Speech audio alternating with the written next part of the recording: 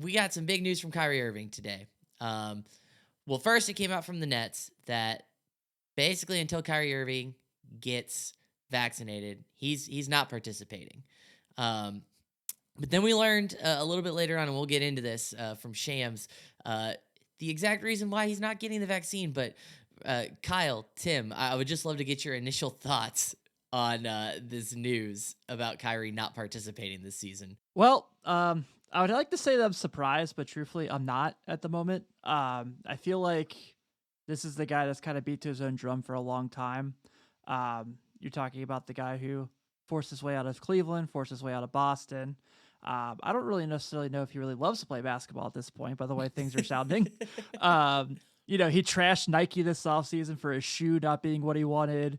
This is the guy that kind of, tries to be the high and mighty one. And to kind of hear more of the story, like I said, we're getting to later. It's not surprising to me that he's doing this. It's disappointing because I want to see the Nets be the Nets, and though I still think they're great and talented and unbelievable, they're not the Nets without Kyrie to me. Yeah, I feel the same way. I shocked, not necessarily. Really bummed out. Yeah, I think that this is pretty much the only thing that can stop the Nets is them not playing together. So it's annoying to see Kyrie be a big reason that's going to be a hindrance this year. And Kyrie has just gone full Kyrie. He's Kyrie West. It feels like he's Yeah, almost that's the the perfect Kanye of the perfect way to put NBA, it. where great musician, but it's more about the artist. And at this point, it's more about Kyrie, the artist, than it is Kyrie, the basketball player. It feels like with every single headline every year.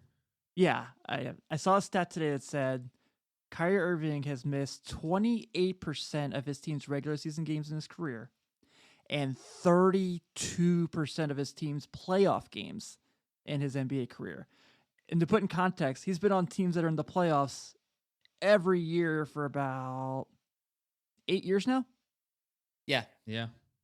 Yeah. Out of 10 years, he didn't play over 60 games 6 times. Yeah. He's not always there for Yeah. whatever reason. Yeah. And I would just say I think you have to just give kudos to the Nets for just putting the hammer down and just saying we're not going to let this guy be a distraction. For sure. We've got a title to win. And Kyle, I know you had some tweets that you wanted to bring up just regarding the whole situation. Yeah, from Pooch, he was talking about it a bit. He had the inside track on it, and really a big thing that they talk about is sacrifice, and that's something you hear Coach Marks talk about. Is hey, everyone's got to be sacrificing, everyone's got to be working towards the same thing, and they just kind of came together and felt like he wasn't sacrificing. It seems, and now they're going to move on, and I think it's probably here to stay with only with a lot of money being lost for Kyrie. I think he doesn't really care about it. I think he's actually going to go through with it, and I don't think we see him play this year. Yeah, and you kind of mentioned it, talking about how we think he's more than likely going to go through with it. I mean, we got the story from Shams later this evening, basically displaying why, and we'll kind of go back to it here, where he straight up talks about how he's not anti-vaccine. His stance is that he's upset that people are losing their jobs due to the vaccine, and I what I Just trying to big brain it. he's mad that people are losing their jobs over vaccine mandates, and he's talking about wanting to be a voice for the voiceless. What is he talking? The voices of the people that are not wanting to get the vaccine have been the most loud, boisterous, and misleading voices this entire time. So it's just, I can't believe it. So I'd love to get your guys' thoughts on the Sham story, because it just made an already ridiculous situation even more ridiculous. So Kyle mentioned Pooch earlier, who's been on the shows quite a few times, big friend of the program. And I was in his space earlier on Twitter listening to him, and if someone else talked about it, I can't remember the guy's name off the top of my head. Forgive me if he sees this. And one of the guests on there, one of the callers, jumps in and says, Would you compare what Kyrie Irving's doing to Mahmoud Abdul-Rauf and what he did when he faced leaving the NBA? Well, Mahmoud Abdul-Rauf was standing up for like religious rights and like having people treated equally and respectful. This is a guy who just doesn't want to get a shot in the arm because people are losing their jobs over it, apparently. yeah, it's absolutely crazy, and I just can't believe that.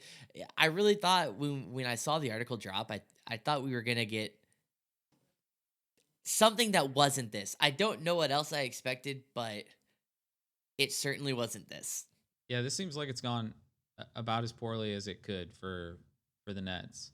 I think the reason they waited so long is because they didn't know what was going to go on, and so I mean they didn't make this decision really early into this whole process. Well, let's talk about the Nets though going forward then, because obviously they're going to be without Kyrie Irving.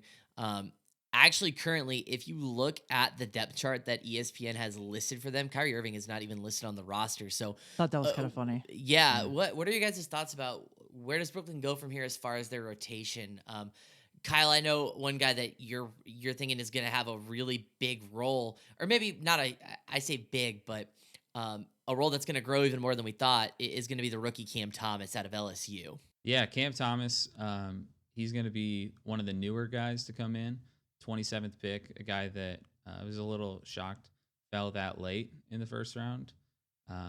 Really popped. You're also going to see Javon Carter, who they just recently got, a defensive 3-and-D guy, defensive player of the year at West Virginia a couple years ago back in college. I mean, he's kind of just been a defensive dog. Bruce Brown was already impressed with him at practice. He played last year about 12 minutes a game. That's probably what Brooklyn will see. And then, of course, Patty Mills. They got that veteran. We love that signing in the offseason. Yeah, very good and signing. it looks like it's going to come in very handy. Patty Mills is 4th all time in threes made off the bench. He is one of the best 6 men of all time. So, I mean, he's in that that group with Kyle Korver, Jamal Crawford, Lou Williams. He is one of those guys. So, I still think he'll play a huge role as well. Yeah, I mean, we're actually it's funny. This happened the night before we're gonna record our awards prediction episode for the podcast, and you mentioned Patty Mills. This increases his odds to be 6th man of the year, in my opinion. And spoiler alert, he's my pick for 6th man of the year. So I'm really liking that bet going forward. So we'll. Tim, what are your thoughts on where the Nets go as far as rotation? Well, obviously Patty Mills jumps out like Kyle mentioned. We all knew that was a great signing. I think we all kind of game planned even before this that Kyrie Irving at some point was going to miss a series of games because, like Kyle mentioned earlier, he's only played over 60 games so little in his career. But I fully suspect Joe Harris is going to have a better year. I just can't see a situation where he shoots bad again like he did last year. So bringing him in, like having Lance Thomas, and with the Patty Mills benefit for James Harden is that can bring back his skill of playing off the ball, which we've seen him do hopefully a little more now, especially with guys like Durant kind of spacing the floor. So I think that, rotation wise, I think they're fine. Thomas, Harris, Harden, and Durant are a pretty hard team to beat on a nightly basis to match firepower with. Yeah. So, and I think the Harris thing has, I think people forgot like who Harris really is. Yeah. I mean, besides, if it weren't for those last few games, I mean, he still averaged over 47% from 3 last year. He still shot over 40% in the playoffs. Like this guy, he's still a really good shooter. He just, after they took a 2-0 lead, he shot 24% from 3, on 6 or 7 attempts. And I think people just remember how bad he finished, but he's going to be a huge part of that team. Because I think, he still is that guy kind of before those last playoff games. But I think he's just being remembered a bit rough right now. Where do you think Brooklyn goes from here as far as does this change your outlook on where they could finish if they're the title favorites in the East? We actually, when this news broke, we ran a poll over on the Twitter over at 48 Minutes Network. Most people that have voted, they say it changes their outlook a little bit. And actually, I was actually shocked that this changes everything was our second highest option. So people are maybe not split, but it does look like the needle's moved a little bit. The people that do say that their outlook has changed, they just think that it's maybe gives Milwaukee a little bit better of a shot. But where do you guys see how this all shakes out with this news? Well, Joe, you're also talking about the team everyone wants a reason to hate and everyone wants a Yeah, reason to tear down. of Like, it's not course. like everyone's Mm-hmm. excited about this Brooklyn Nets super team by any means.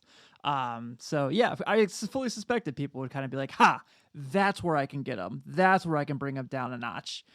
Because realistically on paper, you look at them and say, "Okay, yeah, that team very likely is going to win the NBA championship." I still feel like they're the title favorites. But I do feel like, those top three teams, I think we've all kind of talked about being Brooklyn, Milwaukee, and the Lakers as far as in the NBA. I feel like that gets a little closer without Kyrie, but I don't necessarily think it's significant. Do I think the Lakers maybe go 7 games now with them instead of 6? Possibly.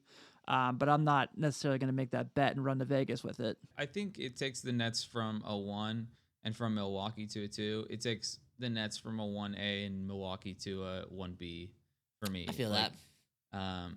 I think they were a clear step ahead of Milwaukee before, and now I think that they're a little just more in line with each other.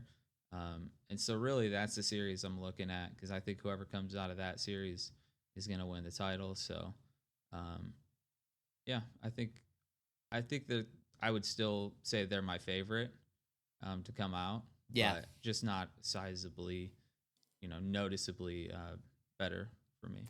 Yeah, I agree. I think I'm with you, Kyle. I think it shifts the needle a little bit, but not enough to where it makes me go, I'm not picking this team to win the title. I really like what Right. the rest of these guys can bring in Kyrie Irving's absence. I mean, eh, they almost beat Milwaukee with a hobbled James Harden and no Kyrie. So I think Right. that's something people need to keep in mind as well. So if James Harden and Kevin Durant are healthy, this team is still just a menace. Well, one last thing before we get Yeah. out of here.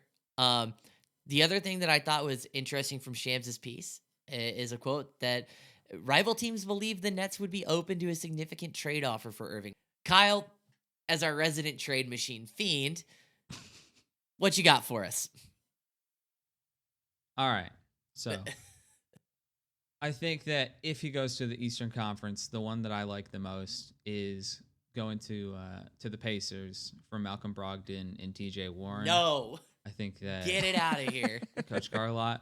I think Coach Carlisle is open to the idea of shopping Brogdon with like an upgraded point guard, and it's the Pacers don't have many opportunities to get a star, in my opinion. A star that's not going to play. That's my I'm reasoning. good. I'd rather them Just stay a part of okay. the Ben Simmons sweepstakes than the Kyrie Irving. Okay, Tim, you got that's fair. any thoughts on this Irving to the Pacers move? They'll sell some tickets. Okay. Okay. What else you got, Kyle? Irving to the Mavericks for Porzingis. This would obviously be the most that they could get for Porzingis. It'd be their chance to get another star. Even if he doesn't play right away, he'll probably play in most games for us. We're in the West, so we're not going to really have to deal with the New York stuff. Maybe that's what they think. I Texas feel doesn't like care about vaccinations. yeah, it's fair. It's fair. I mean, Who says no? Luka Doncic maybe because he doesn't want another head case on that team. Who knows? That's fair. The last one I had was to the Jazz for aging Mike Conley and Joe Ingles. Who I don't think that they're going to be keeping Joe Ingles, so I think that they're still looking to shed him for salary reasons. Because they're not going to carry him into next year. And then obviously you upgrade Mike Conley. I think that's probably my favorite one out of those three. Okay. I like the idea of Donovan Mitchell and Kyrie Irving together. I would love to see that. It would be I a lot love of Donovan fun. Mitchell too much for that. That's fair. Yeah, I would love that backcourt. I would love watching it from a That'd be basketball awesome. perspective. I would hate it for Donovan Mitchell from a human being perspective. If you're watching this, let us know down below. Any of those three trades tickle your fancy? You got any other ideas of what happens with Kyrie? One last thing. I mean, I would just like to get your guys' thoughts. How do we see this playing out? Does Kyrie come back to the Nets? Does he just wisen up, get his vaccine, and play this out to win a title? Does he stand his ground? Does he get traded? What do you guys have happening? I feel like he's going to stand his ground. Truthfully, I feel like Ben Simmons. Bill Simmons said this recently on I think Zach Lowe's podcast, where he was like, "If you look at his career, it's been leading to this moment." And so it was just kind of like the stuff Yeah. in Cleveland, the stuff in Boston, not wanting to play in the bubble, having the shit freak fit about the potentially like not the Black Lives Matter movement with playing in the bubble and why they shouldn't do it. And now this, it kind of feels like it's like kind of just been this like hill that's been traveling. So we're finally kind of maybe at the top of the hill. It's his apex mountain. Yeah, I see him going through with it. I don't see Kyrie playing for the Nets this year. I see them having a tough time trading him, so I'm not sure if they're going to trade him or not. But I just don't see him playing for the Nets this year at all.